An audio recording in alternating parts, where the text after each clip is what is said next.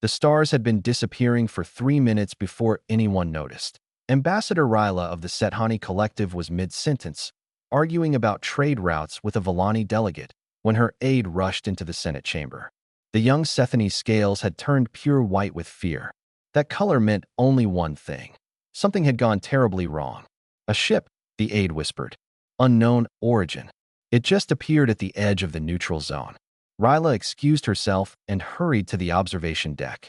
46 other species had representatives on this station, and within minutes, all of them crowded around the sensor displays. The ship on screen was unlike anything in galactic records. It was ugly, brutal, a block of dark metal covered in strange markings, venting atmosphere from a dozen wounds in its hull. Primitive design. Admiral Dross of the Volani Empire laughed. His forearms crossed over his chest in amusement. Chemical propulsion systems. Solid projectile weapons. They still use steel in their construction. This is a relic from some backwater system. The ship broadcast no identification. It ignored every hailing frequency. It simply drifted, wounded and silent, towards civilized space. Dross dispatched 3 cruisers to intercept what everyone assumed was either a derelict or a desperate refugee vessel. The entire Senate watched on the main display as the sleek Volani ships surrounded the primitive craft. Boarding parties were sent. The airlocks were forced open. Then came the first report. "They're all dead," the boarding commander said, his voice strange and quiet. The entire crew. Hundreds of them. They died at their stations. Ryla felt her scales shift to concerned blue. "What species?" "Unknown, Ambassador. We've never seen anything like them. 2 arms, 2 legs, soft skin, 5 fingers on each hand. They appear to have been fighting something. The damage to this ship, it wasn't an accident. This was combat." The footage came through moments later. Ryla studied the alien bodies slumped over control panels, still strapped into seats, hands frozen on weapons that had long since run empty. They had kept fighting until the very end. Whatever had attacked them, they had refused to surrender. The ship's name was painted on the outer hull in an unknown script. The translation software took several minutes to decode it. When it finally appeared on screen, the Senate fell silent. USS Defiance. Admiral Dross was the first to speak. Defiance. How fitting for a dead ship full of dead primitives. But Ryla wasn't listening to him. She was watching the secondary feed from the boarding team. They had reached what appeared to be the captain's quarters. Inside, a data recorder was still active, its small light blinking in the darkness. The last entry was dated 3 standard cycles ago. The boarding commander activated it. A face appeared on screen. One of the aliens. It was female, Ryla guessed, though she couldn't be certain. The creature's eyes were red from exhaustion, its face covered in dried blood, its voice hoarse and broken. "This is Captain Diana Cole of the United Earth Emergency Fleet Vessel Defiance. If you're receiving this message, we failed. We held them for 11 years. 11 years against something that should have wiped us out in weeks. But there were too many. We're the last ship. The fleet is gone. Earth is gone." The alien paused, looking directly into the recorder as if she could see everyone watching. "They're called the Hollow. They consume everything. Every species, every world, every trace of civilization. We found them by accident, and they followed us home. We thought we were alone in the universe. We thought wrong." Captain Cole coughed, and blood spattered across her uniform. "I don't know who you are. I don't know if anyone will ever find this message. But if you're out there, if there's anyone listening, they're coming. The Hollow are coming. And nothing in this galaxy is ready for them." The recording ended. The Senate chamber erupted into chaos. Representatives shouted over each other, demanding explanations, dismissing the warning as primitive superstition, calling for immediate investigation of the dead corridor where the ship had originated. But Ryla remained still, her scales now a deep, troubled purple. The Hollow. She knew that name. Every species in the galaxy knew that name, even if most had forgotten why. The Hollow were a nightmare from ancient history, a hive mind species that had nearly destroyed civilized space 10,000 years ago. They had been eradicated in the Great Purge. Every child learned this. The Hollow were gone. Except now, a primitive species from an unknown world had apparently been fighting them for over a decade. Fighting and dying, and still finding the strength to send a warning to strangers they had never met. Admiral Dross was already calling for the Senate to dismiss the recording as hysteria. The Hollow were extinct, he insisted. This was clearly some misidentification by a primitive species encountering a lesser threat. Most of the Senate agreed with him. Ryla did not. She stared at the frozen image of Captain Cole, at the determination in those alien eyes, at the blood and the exhaustion and the absolute refusal to give up even when death was certain. These humans had fought something terrible. And they had sent their last ship, their last crew, across the void to warn a galaxy that didn't even know they existed. Deep in the dead corridor, something ancient began to stir. Sensors that hadn't activated in millennia suddenly screamed with warnings. A massive energy signature was moving towards civilized space. The Hollow were awake, and they were hungry. Prill had not slept in 4 cycles, and her compound eyes were beginning to fail her. The Keth analyst sat alone in the Galactic archives, surrounded by holographic displays filled with human text.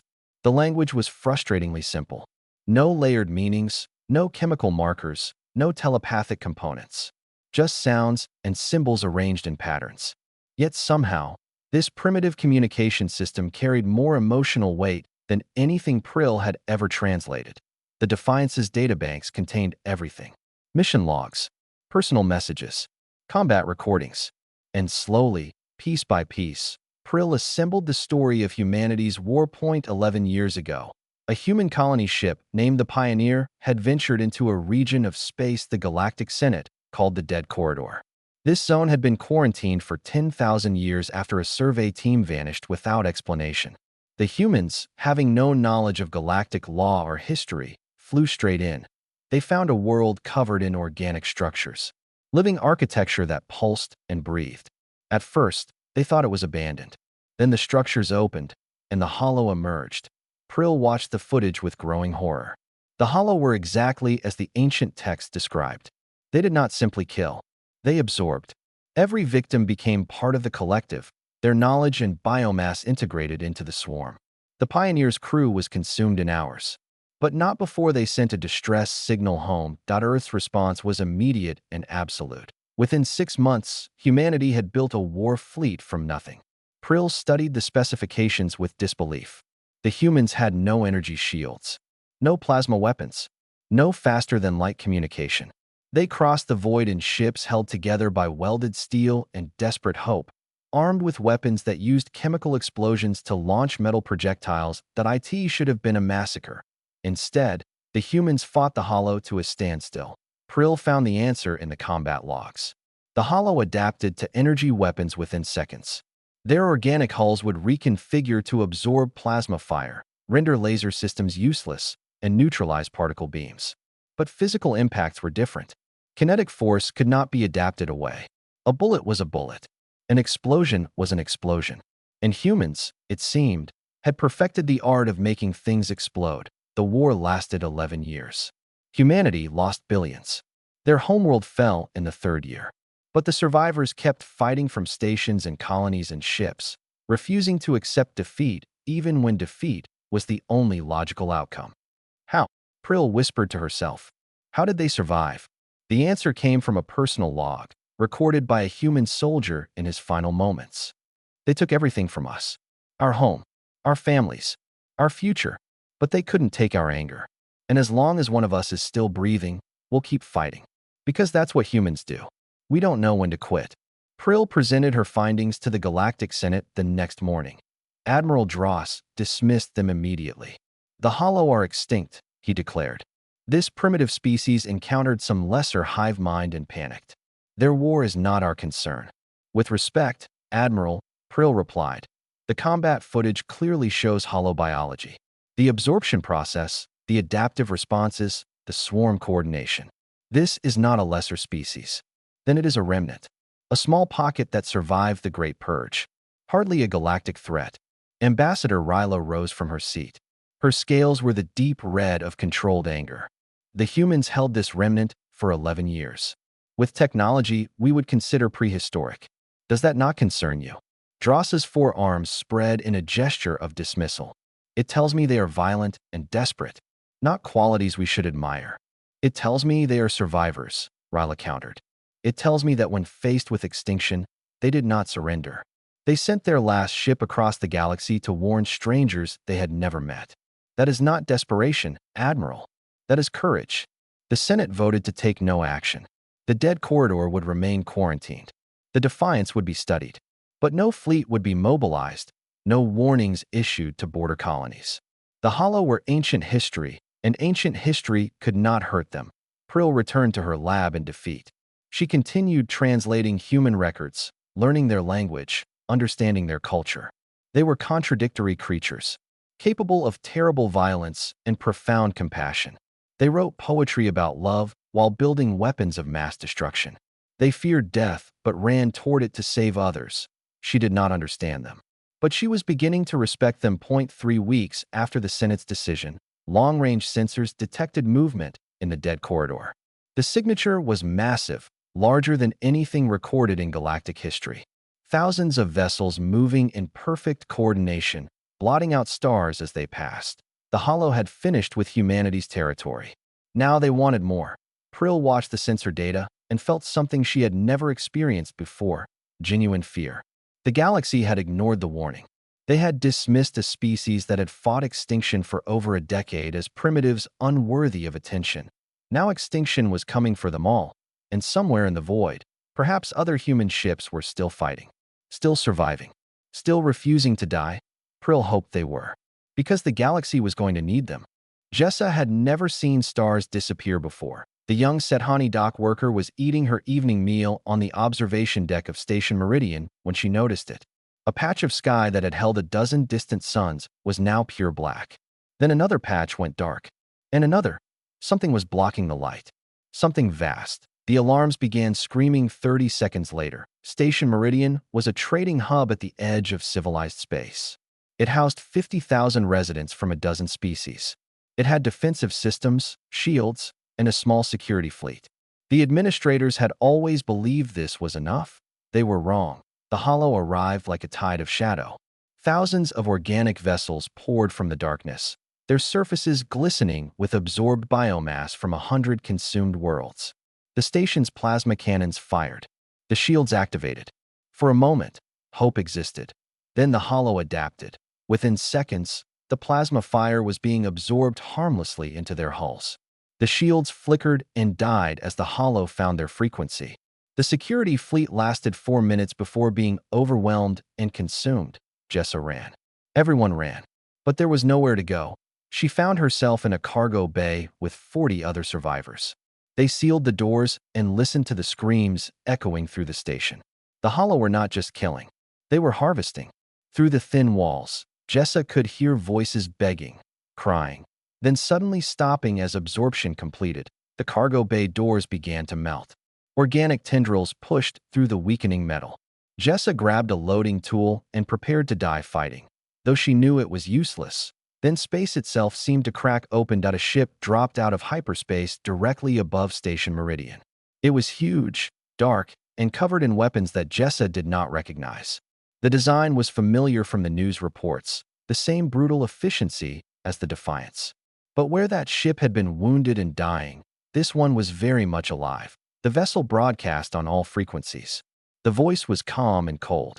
Attention, unidentified hostiles. This is the UESS Vengeance of the United Earth Emergency Fleet. You are engaged. Then the human ship opened fire. Jessa had never seen weapons like this. Massive projectiles tore through hollow vessels, punching holes that could not be adapted away. Missiles detonated with blinding light, vaporizing organic hulls instantly. Close-range cannons ripped through the swarm with brutal efficiency. The Hollow tried to adapt. They always adapted. But these weapons were different. They were simple, physical, kinetic, and no amount of biological reconfiguration could stop a chunk of metal moving at a significant fraction of light speed. For the first time in recorded history, the Hollow retreated. The swarm pulled back from Station Meridian, leaving thousands of their vessels destroyed or crippled. The Vengeance pursued them to the edge of the system, firing until the last Hollow ship fled into hyperspace. Then the human vessel returned. Jessa watched from the cargo bay viewport as a shuttle detached from the Vengeance and approached the station.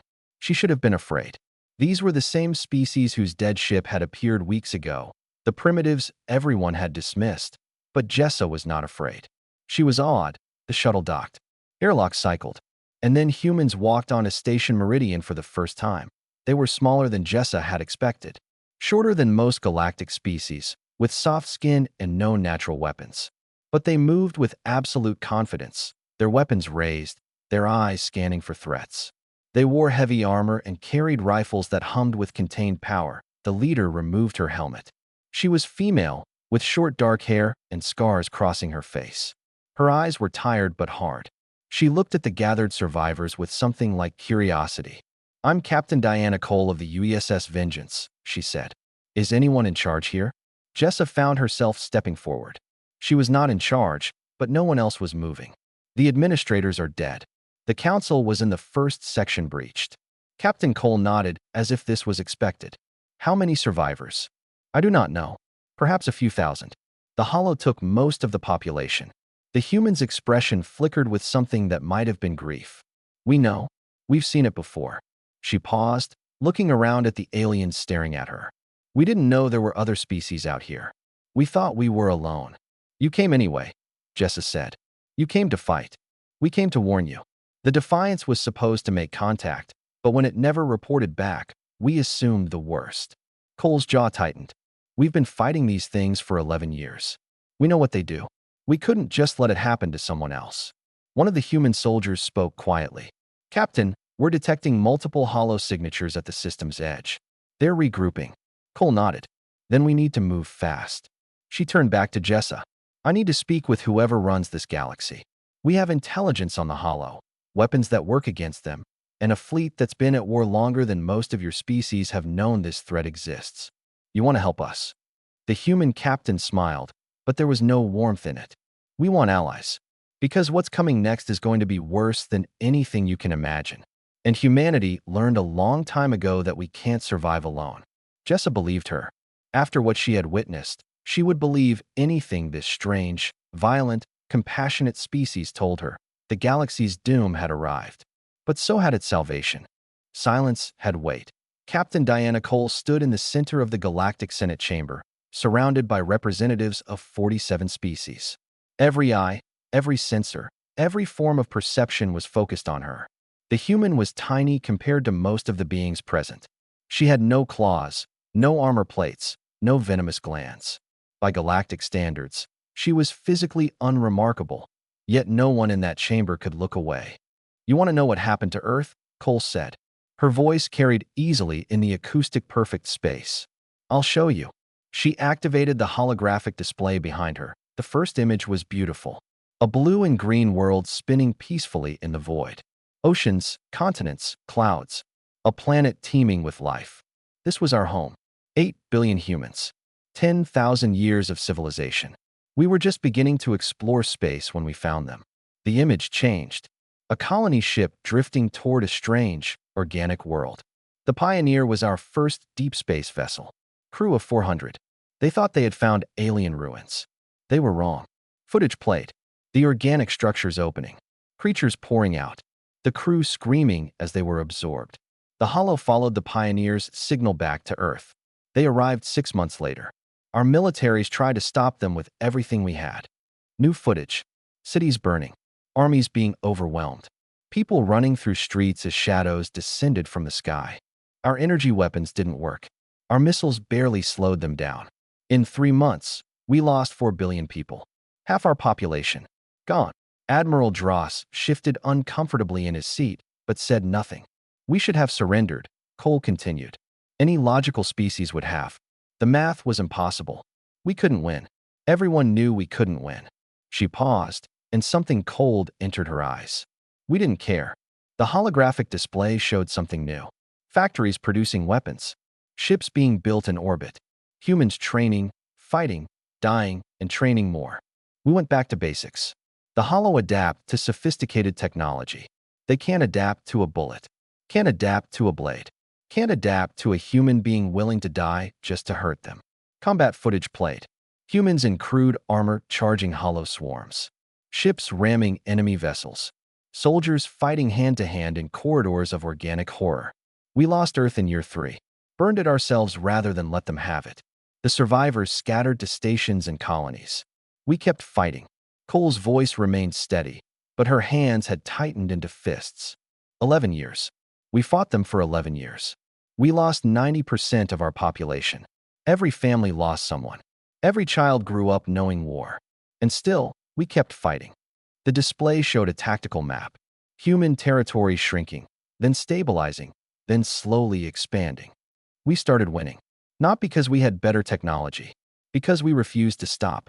Because every time they killed one of us, 10 more volunteered to take their place. Because humans don't calculate the odds. We calculate what we're willing to lose. She looked around the chamber. The answer is always nothing. Admiral Dross finally spoke. Your species sounds violent. Dangerous. Why should we trust you? Cole smiled, and it was not a friendly expression. Because we've killed more hollow than your entire civilization has in its history. Because while your Senate was debating whether the threat was real, we were bleeding and dying to slow them down. Because we sent a ship full of heroes across the galaxy to warn you, and you let them die as primitives. The Senate murmured. Dross's 4 arms crossed defensively. We're not asking for your approval. Cole continued. We're offering an alliance. We'll teach you how to build weapons that work. We'll train your soldiers. We'll share everything we've learned about the Hollow. In exchange, we want allies who will fight beside us. Nothing more. Ambassador Ryla rose from her seat. How many ships do you have? Cole turned to her. 94 combat-ready vessels. Plus the Vengeance. Against thousands of Hollow ships. The Defiance held off 100 Hollow vessels for 6 hours before it fell. 1 ship. 1 crew. We don't need numbers, Ambassador. We need people willing to fight. As if on cue, sensors throughout the station began reporting contacts. Ships were dropping out of hyperspace at the edge of the system. Dozens of them. Then hundreds. Panic rippled through the Senate. They assumed the Hollow had arrived. Then the identification codes came through. Human ships. Battered, scarred, held together by repairs and determination. The remainder of Earth's emergency fleet had arrived. 94 warships formed a defensive formation around the Galactic Senate station. Cole watched the display with quiet pride. My people don't know how to give up. It's a design flaw, maybe. But right now, it's the only thing standing between you and extinction. She turned to face the Senate directly. The Hollow are coming. All of them. Every ship, every swarm, every nightmare they've built from the bodies of consumed civilizations. You can fight with us, or you can die alone. Your choice. The vote was unanimous. The Galactic Alliance was formed that day. And humanity, the primitive species from a burned world in a forgotten corner of space, became its backbone. The war had truly begun. The shipyard smelled like burning metal and human coffee. Chief Analyst Prill worked alongside creatures she had only read about in reports 3 months ago. The humans moved constantly, sleeping in short bursts, consuming stimulants at alarming rates, and building weapons with an efficiency that bordered on obsession. They did not design for elegance. They designed for destruction. The barrel needs to be thicker here, a human engineer named Rodriguez said, pointing at Prill's schematic. Otherwise, it'll warp after sustained fire. Prill adjusted the design. This seems inefficient. The material cost increases by 12%. Doesn't matter if the gun keeps working when you need it to. Pretty weapons don't win wars. Reliable ones do. 3 months had passed since humanity's arrival. The Galactic Alliance now included 31 species, all learning to fight in ways their civilizations had abandoned millennia ago. Human officers trained alien soldiers in close-quarters combat. Engineers retrofitted elegant plasma cruisers with crude but devastating kinetic weapons. The entire philosophy of galactic warfare was being rewritten. Ambassador Ryla had become Captain Cole's liaison to the Senate. She spent her days translating between cultures that could not have been more different. The humans frustrated her constantly. They were loud, emotional, and seemingly incapable of patience. They also worked harder than any species she had ever encountered. How do you keep going? Ryla asked Cole one evening, as they watched another training exercise end in exhausted collapse. Your people have been at war for over a decade. Don't you ever want to rest? Cole was quiet for a moment. We rest when it's over. Not before. What if it's never over? Then we never rest. The human shrugged as if this was obvious. The Hollow don't stop. They don't negotiate. They don't get tired. So neither do we. Ryla's scales shifted to troubled purple. That sounds like a terrible way to live. It is. Cole's eyes were distant. But it's better than not living at all. The culture clash extended beyond military matters. Galactic species found human behavior confusing and contradictory. Humans would execute enemy infiltrators without hesitation, then risk their lives to rescue wounded allies. They told jokes in the middle of battles, laughed at death, and cried at songs about lost homes. They were capable of tremendous cruelty and profound kindness, sometimes in the same moment. Prill tried to understand them through their records. She learned about their history, their wars against each other, their art and literature and music. Humans had been fighting since they first developed the ability to make tools. Violence was woven into their culture like breathing, but so was love. So was sacrifice. So was hope. The first major test came 4 months into the alliance. The Hollow launched a coordinated assault on 3 systems simultaneously. The Alliance fleet mobilized, a mix of galactic cruisers retrofitted with human weapons and Earth warships scarred from years of combat.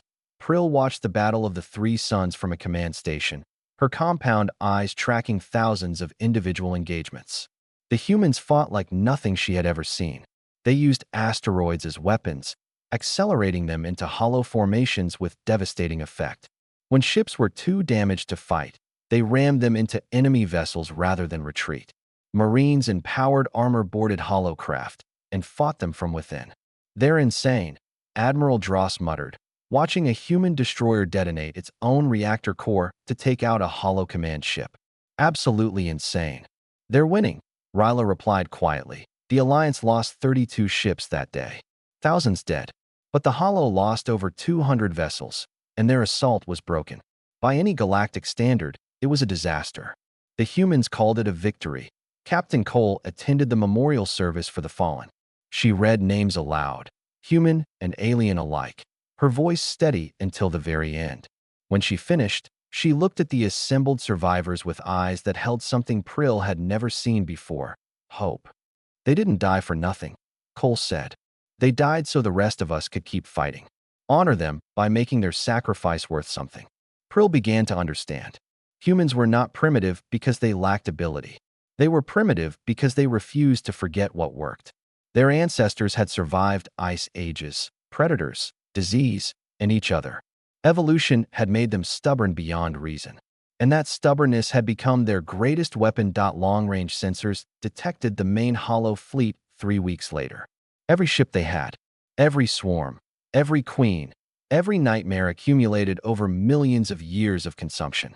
They were heading for the galactic core. This was not a raid. This was extinction. Cole received the report without visible emotion. She studied the sensor data, calculated trajectories, and called a war council. When the Alliance leadership assembled, she spoke 5 words that sent chills through every species present. "Good. Now we end this." The final battle was coming. And humanity, the broken species from a burned world, was ready to lead the galaxy's last stand.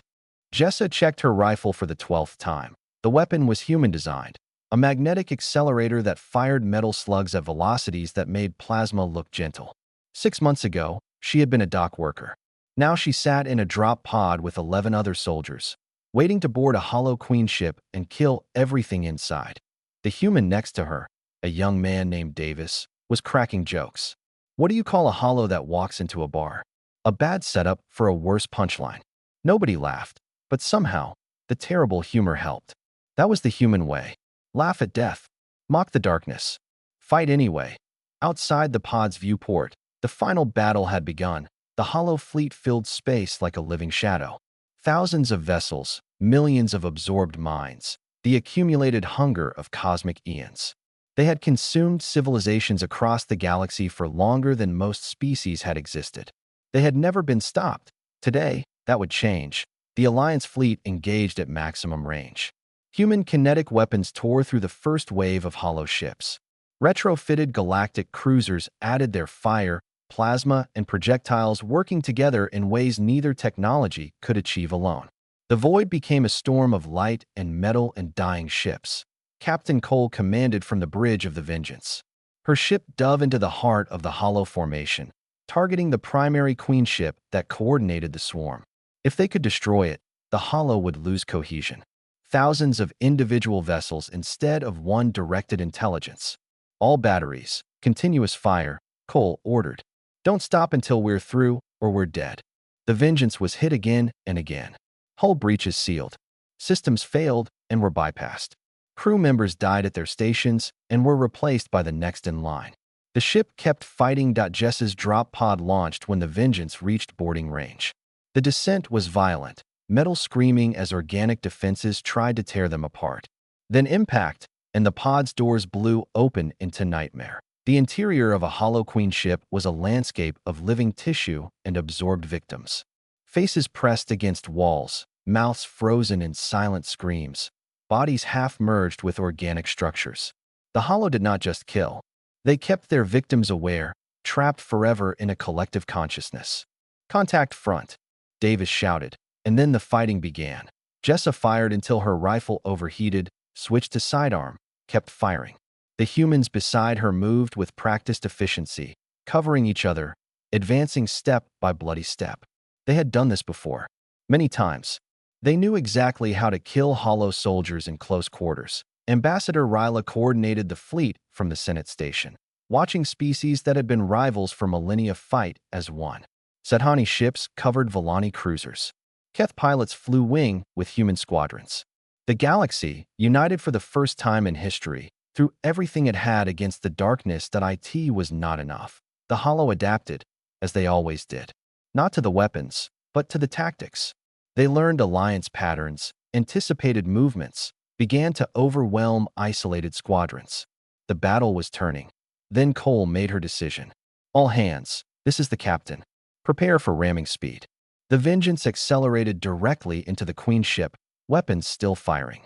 The collision was catastrophic, two massive vessels tearing each other apart. Cole ordered the evacuation, watched her crew scramble for escape pods, then headed for the reactor core alone. She carried enough explosives to destroy a small moon. Jessa felt the Queen ship shudder around her. Through the organic walls, she heard a human voice broadcasting on all frequencies. "It's been an honor. Earth expects every human to do their duty. And today we did." The explosion was visible across the entire system. The Queen ship disintegrated. The Hollow fleet, suddenly without coordination, fell into chaos. Individual vessels turned on each other, unable to distinguish friend from foe. The Alliance fleet, still functional, still fighting, tore them apart. The battle lasted 6 more hours. When it ended, the Hollow were broken. Not destroyed entirely. Pockets escaped into deep space. But the swarm that had threatened galactic extinction was gone. Jessa survived. She stood on the observation deck of a battered station, watching human and alien ships limp home together. She had lost friends, nearly died a dozen times, would carry scars forever. She had never felt more alive. The memorial was built at the battle site, a structure visible from orbit, containing the names of every ship and soldier lost, human and alien alike. The dedication was carved in 100 languages. They came from a world that tried to kill them, and they refused to die. When the galaxy's doom arrived, so did humanity. The universe will not forget. Prill visited the memorial months later, standing beside Ambassador Ryla in respectful silence. The war was over, but the work of rebuilding had just begun. Humanity was integrating into galactic society, sharing technology, learning, growing. "They're a strange species," Prill said quietly.